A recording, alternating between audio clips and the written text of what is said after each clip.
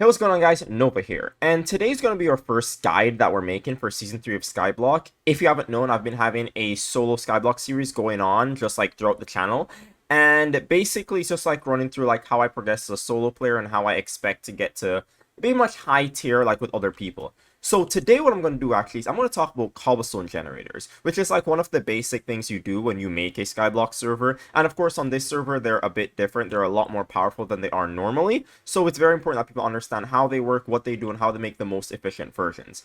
Now I'm going to run through a lot of the basic ones that are made like through with everyone, but also I'm going to tell you about a super duper secret one that's really powerful that I actually literally just made today and I think is going to change the entire meta of Neo Network Skyblock. So anyway, let's get right into it. So this obviously is the really basic version of a cobblestone generator. It's just water flowing forward. It's going to flow down into the hole. That way it doesn't move and touch the lava. Then this way, whenever you actually physically break the block, the lava touches the water. It creates random ores, and that's just basically how it works. Now, in the fullest, you can actually make this a lot kind of better in a way. And basically the way you're going to do this is by using obviously your water and your lava buckets. Now, when mining, it's important to know that the max you can break is about 5 blocks. So you want to use about 5 blocks in order to efficiently build as much as you're physically able to work with. And this is more of an early game farm, so it's just to get kind of your feet wet while like your cows are stacking up or you're doing other things. It's just like a little thing to do in the meantime. So first of all, you want to place the water. Of course, the water is going to flow in here. This way it doesn't physically move. So you can see basically how that works. It's going into the crevice and it won't like flow over. So this way, when you actually place the lava on the other side, the lava will only flow forward and won't actually get touched by the water. But basically the way this works is you can now stand on one end and you just hold down left click. And basically as you do this, it will grow and it will mine back. And it's just like that easy. You're mining all the way through. There's really no issues beyond that. It just goes straight through, no worries. And you can just basically make like all of these ores non-stop. Now, the main issue with this is obviously if I am to activate Super Breaker right now, what will happen is there's a lot of dead time in between when I physically can do it and whenever there's ores up, and therefore I'm losing like a lot of ores over time. So this is where the next version of the cobblestone generator comes in. So this cobblestone generator is kind of what I want to call the tall cobblestone generator, and it's basically just like a bunch of lava source blocks. It's important to know that all of these are source blocks. And then there's water on the side that flows all the way down. The water is stopped by this door, so it doesn't actually flow in the bottom, but it allows you to still mine through the block consistently. So basically what you can do is go from here side to side, and it's very similar to the old one where you can actually mine consistently with no issues and you actually get all of your ores. But what's really important with this one is that it works on both sides. So the second you finish with this side, you can go over to this side. And while that doesn't really matter if you're just holding left click, it matters a lot when you have Super Breaker. Because obviously anytime you spend not mining is time you're spending not physically getting ores. Now, of course, this is just one layer. It doesn't really matter too much. But what happens is when you have a lot of layers, when you're actually able to physically use a Super Breaker to get as much value as possible. So this is very similar to the other one. It's still going to take like the 5 lava buckets, but now it's going to take twice as many water buckets because you're going to have on both sides, and you're also going to need 10 doors. You can also use 20 trap doors, which is what you're going to see when I actually show you my full cobblestone generators, but I just recently found out that doors actually work a lot better and I personally prefer them. So the first thing you're going to do is you're going to take your 10 doors and you're going to take your 10 water buckets, not lava buckets yet, and you're actually going to walk for it and you're just going to place the doors on the block that's not on this side. So you want to place them on the inside. So you're going to do that for both sides. This way when you place the water doesn't physically flow into the middle, but you're still able to walk for it and break blocks from there. From then you're going to go up top and you're actually going to place the rest of your water. So if I did this right, the water should flow down and it should just cause a tube that goes all the way down with no issues. Obviously, make sure the door's on one side and maybe like any random blocks on the other side to prevent the water flow from bothering up the rest of your base. Now, obviously, I put that on the other side. That's not really the main issue. But what's going to happen here is now you have to deal with the inside, which is actually placing the lava. Now, I made a mistake when I was doing the lava. You actually need a lot more lava than I had before. I don't know why I thought it would be 5. But basically, for this one specifically, I'm going to need 25 because it's 5 in this direction and 5 up. Because, as I said before, that's how far you can physically mine. But basically what I'm going to do here is I'm going to first get just a random block just to place in the way. And I have fast place, so I'm going to fast place 5. I'm just going to basically do this so that it has a block in the way. Now, just consider that this is where the block's physically going to be. So if I then mine through this ones I'm going to break, and I'm just place this so I have somewhere to place the lava on. From there, I'm going to go over here to the water, and I'm actually going to go from the bottom to the top, placing all of the lava. I actually forgot one more thing, and that is the trapdoors. You see, you also want to make sure the lava doesn't physically flow in your way, so you want to use trapdoors there to block that out of the way. So you're just going to get 5 trapdoors pretty easy, and you're just going to shift click these all the way right here. From there, now, you're going to place all of your lava all the way through, and now you're going to know it's working when it physically turns the side into lava. Now, it's very, very important that you start from the bottom. If you don't know why, you can actually watch my, I think it's in the first or second episode of my, solo skyblock video. But basically what happens is if it's not the source block, then it physically won't produce, the blocks. And if you start at the top, sometimes it won't actually flow forward and it just causes a bunch of issues. So it's better to start from the bottom just to make sure that all of that works properly and you're good to go from there. And that's pretty much it. Like, literally, it's that simple. You just place the lava, you place the water flowing down, and the entire thing is good. The only kind of confusing part is setting up the frame from the get-go, but that's why I had the frame as something you could see from before. You literally set up the frame, you put everything in between, and you are just good to go from there. Just, of course, remember to place the trapdoors. Those are very important. But yeah, from there, it's a whole different system. You literally can mine, and you just walk like this non-stop. You go all the way through, and as you see, it's very, very limited downtime. Like, there's literally no time that I'm not, like, consistently mining ores, unless I, like, made a mistake. But obviously, this is, like, just a simple 5x5 version. I could go much, much longer, which is something I'm going to show you a little bit later in the video. But it's just, like, such an efficient way to make a bunch of ores. Now, of course, the one issue you have with this is the fact that if you don't have Super Breaker, it's not actually always all that useful. At the end, you're just going to be sitting here, kind of like sitting non-stop just mining. It's pretty much the exact same thing as the before one, but slightly upgraded. Now, the big issue comes when you have haste. Because you see, when you actually get haste, what happens is pretty consistently, as you see, there is actually downtime between when you're mining and when there's actually space. It's not that much downtime, but you can actually tell that when you end up getting like a lot of cobblestone or a lot of netherrack, there is time that you're actually spending not mining. And at the end of the day, you want to limit that as much as physically possible. It's not that much, but it can sometimes make the difference, especially when you want to make as much money off mining as physically possible. And that's where we come into my old concept, which was the staircase miner.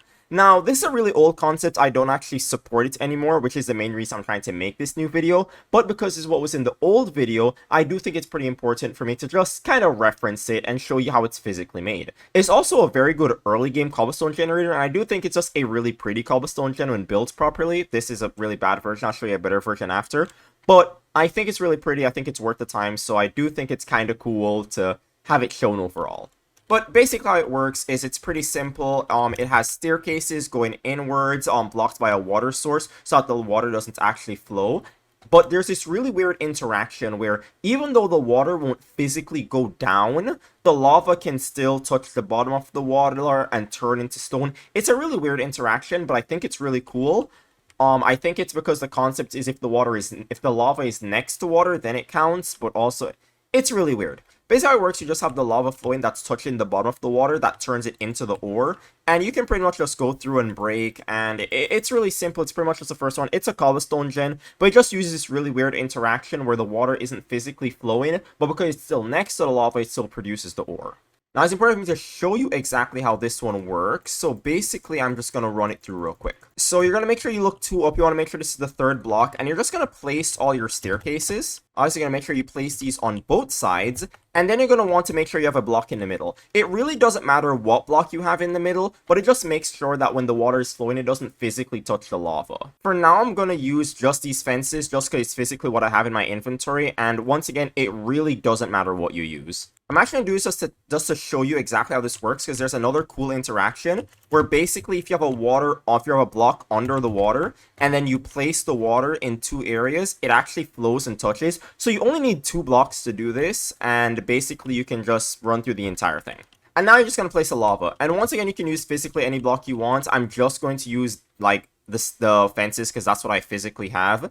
And then you're just going to go through and place all of your lava. So one by one, you're going to place all of the lava, and as you see, it's actually going to touch the bottom. Even though the water is not flowing, it touches the bottom. Oops, let me So now what I can do on this side is basically do the exact same thing where I just break through and I can just mine straight down. And this is what you're going to see in a lot of like old videos, starter videos, is this kind of concept, is having the water above just to kind of make things easier.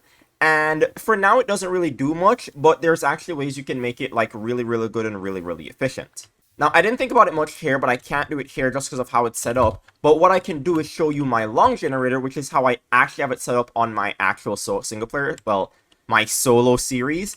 And it's basically very similar, but what this allows you to do, and is the reason it was really good in the other one, is you can basically break 2 blocks at once. So if I activate Super Breaker and then I go through all this, what's happening is actually breaking both sides of the Cobble Gen at the same time. If I move fast enough, you can actually see like it was generating.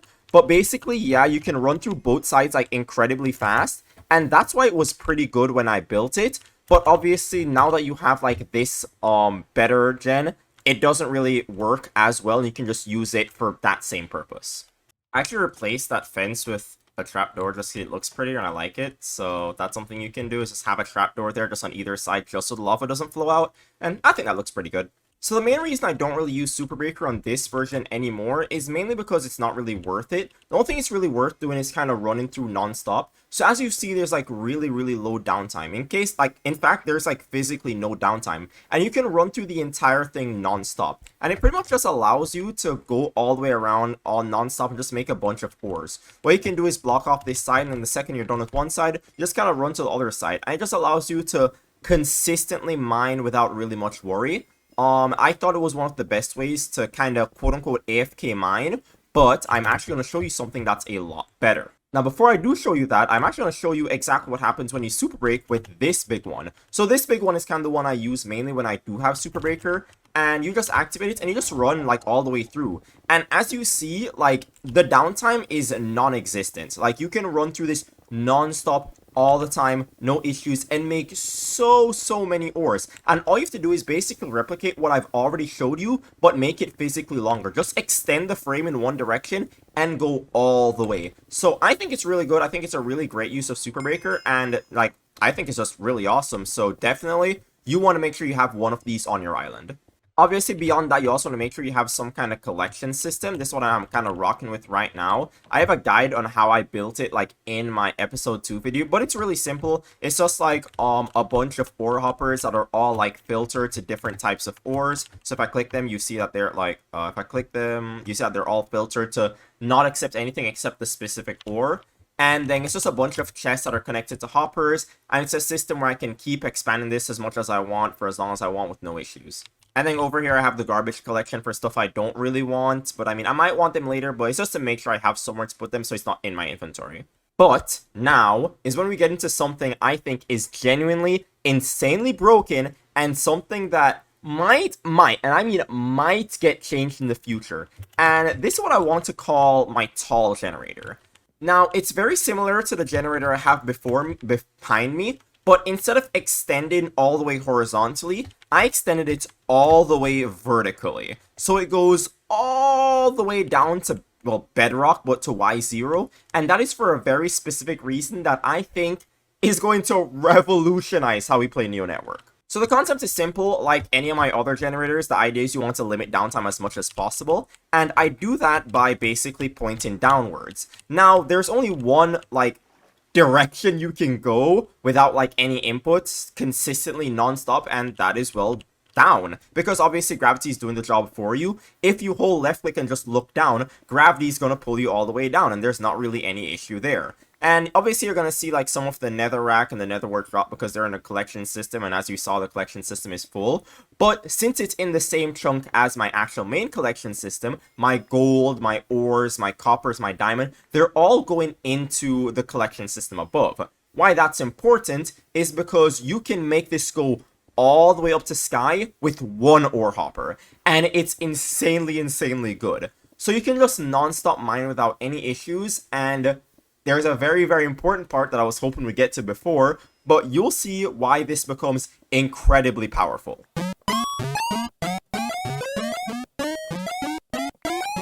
Now, I've been mining for a bit, and I guess you're about to see why it becomes really strong, But obviously, I've been doing nothing. I've been like watching you guys. I could be watching a YouTube video right now with like no real attention, and there's no downtime between me mining. I have haste, I have efficiency 5. It's going all the way down. But the very, very important part, and this is very crucial, is the second you go all the way to the bottom, it takes you right back to the top.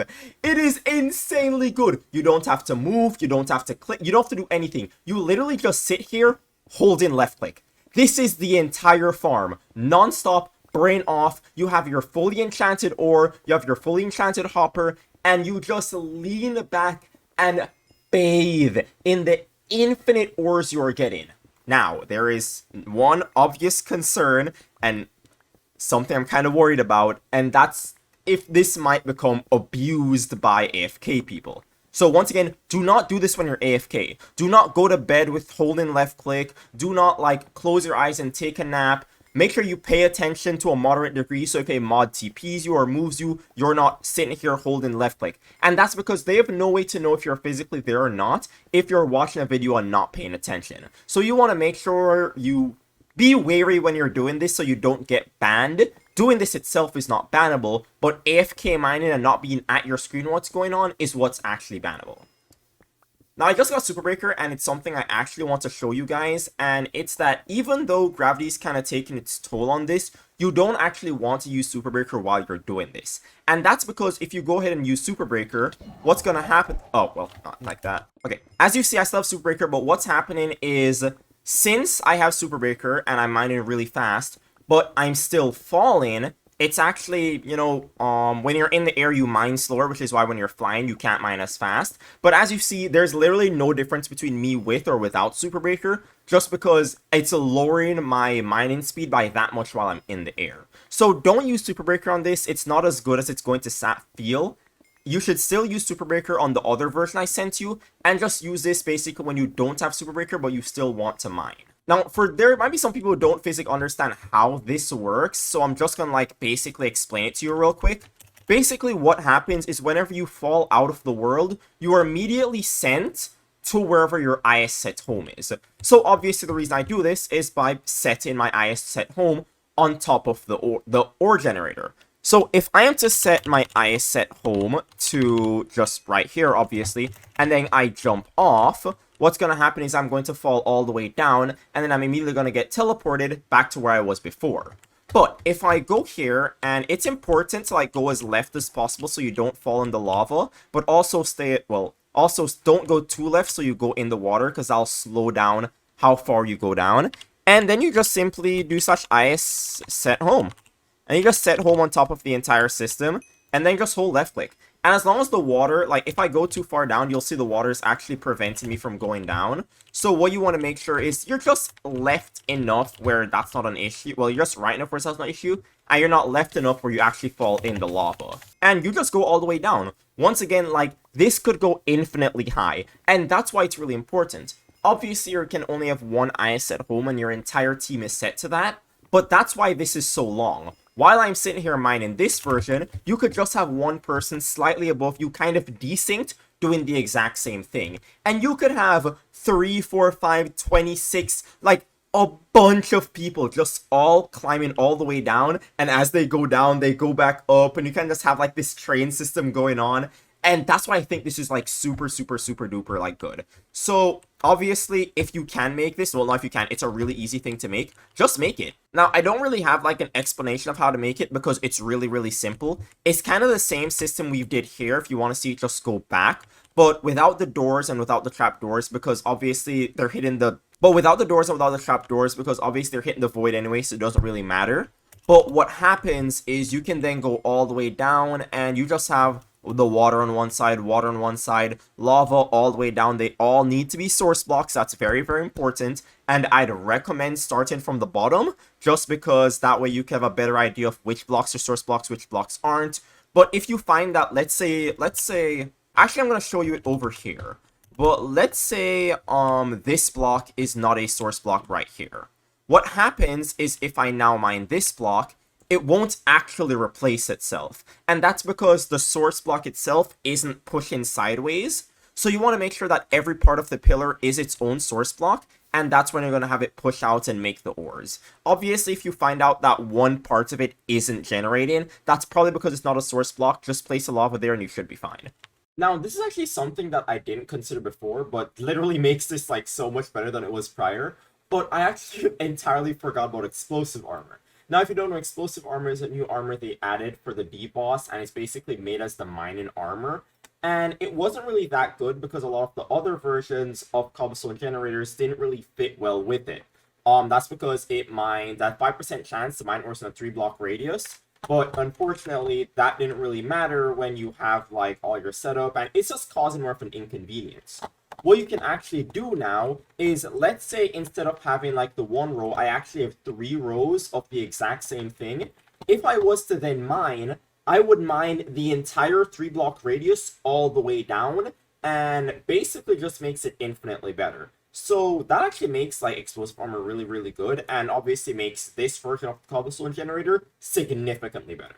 Yeah, so that's going to be my video on the Cobblestone generator, an updated version. Hopefully it gets more views than the old Cobblestone generator video, because that one's out of date, and I want to make sure this one's updated and you get to see things. Obviously, I'm going to leave like this part just at the end, not really advertised, because I want people to actually watch the videos to see it and see how like really, really good it truly is. If you have any questions, obviously feel free to DM me on Discord, feel free to DM me in game. I have no issues like responding and answering stuff. But yeah, I have my entire system here just collecting ores, and in the next video, I believe that'll be episode 4 or 3, I think it's 3, I'm going to explain kind of how to make money with these, because you do not want to sell your ores to the shop. That is a terrible, terrible thing to do. It is a waste of money entirely. Trust me, there are much better things you can do with the ores, and I'm going to explain that in episode 3. So if you want to see that, feel free to watch the series. It's going to be a great series. I'm really excited for it, and I will see you guys later. Hope you enjoyed the video. Bye! Hey, we're out here, trying to get it done. Lost faith for a minute there. Working hard in the hot sun.